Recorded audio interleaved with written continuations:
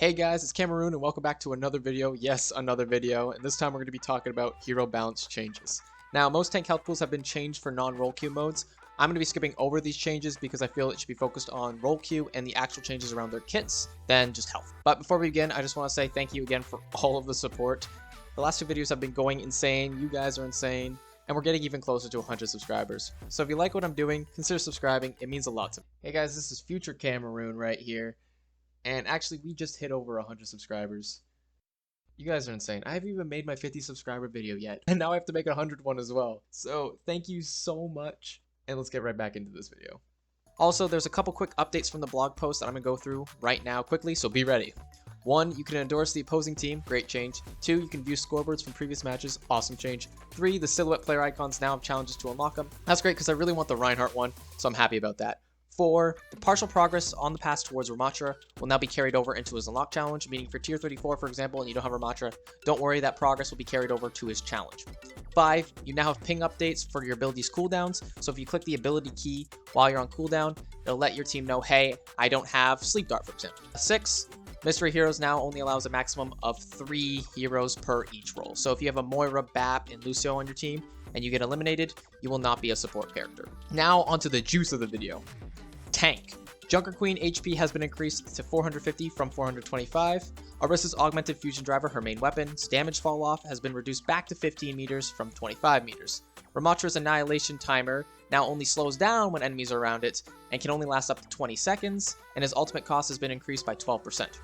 Reinhardt, my boy, has been buffed and I'm super happy about it. His charge cooldown has been reduced from 8 to 7, great change. His fire strike damage has been increased from 90 to 100, meaning you can now one-shot squishies with a BAP window. That's amazing. His Earth Shredder has been changed though. His hit damage reduced from 250 to 170, meaning he will no longer one-shot when he slams right in front of you.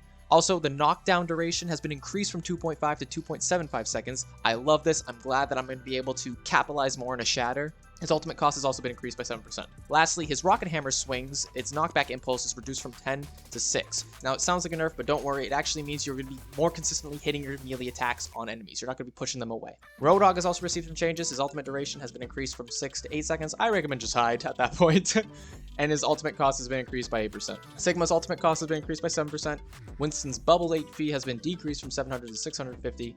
And Wrecking Ball received some crazy changes. He now has 150 shield health, meaning he'll have a little bit more survivability. His Pile Driver's cooldown has been reduced from 10 to 8 seconds, and his ultimate cost has been increased by 9 seconds, with the benefit of his arming time reduced from 1.5 seconds to 1 second. Zarya's ultimate cost has also been increased by 8%. Now we move on to damage. Cassie's roll no longer is blocked by enemy player collision, meaning you can roll through people, great quality of life change.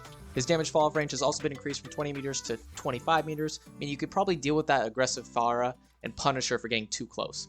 Junkrat's Concussion Mine max damage has also been reduced from 120 to 100, making his one-shot combo require more accuracy. Great change. May's ultimate cost has been reduced by 5%, Pharah's ultimate cost has been reduced by 5%, and Reaper's ultimate cost has been reduced by 8%, meaning that those ultimates are going to be coming up a little bit more frequently in your game, so be ready for that.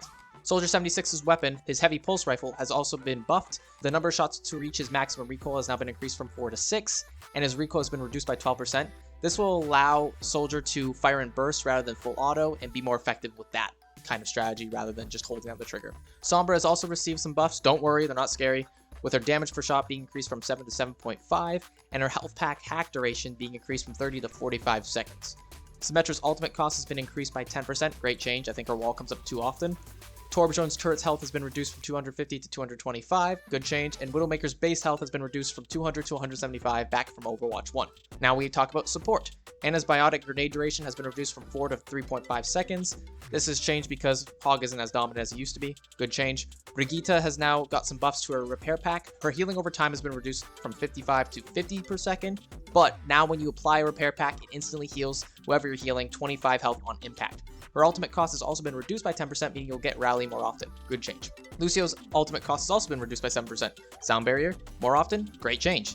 Now the biggest change is probably to Mercy. Mercy got some massive nerfs, but also some weird and strange buffs. She might be still really good. So first things first, her Guardian Angel cooldown has been increased from 1.5 to 2.5 seconds, so she's not going to be able to fling across the map as fast as possible. Also, if you hold the backwards directional input, which is basically the super jump and canceling the ability, she now moves 20% slower, so it's going to be easier to hit her as she does the backwards jump. Also, her staff, its healing per second has been reduced from 55 to 45 seconds, but it's also been increased by 50% for allies that reach under half health. Her regeneration passive has been removed, and she's gotten a new passive called Sympathetic Recovery, which is Mercy healing herself for 25% of the healing done with her staff. Now, this is going to be crazy if she's healing people under half health. So those tanks that are low in health, if a Mercy wants to stay alive, heal the tank. Also, we have Moira's ultimate cost being reduced by 5%, meaning more Coalescence, and Zenyatta's Orb of Destruction, his main weapon, has his ammo increase from 20 to 25. Now that is all of the balance changes coming to Season 3. I know I went through this really quickly, but I hope you enjoyed the video, and if you did, consider leaving a like and subscribing. I will talk to you guys all later. Bye-bye.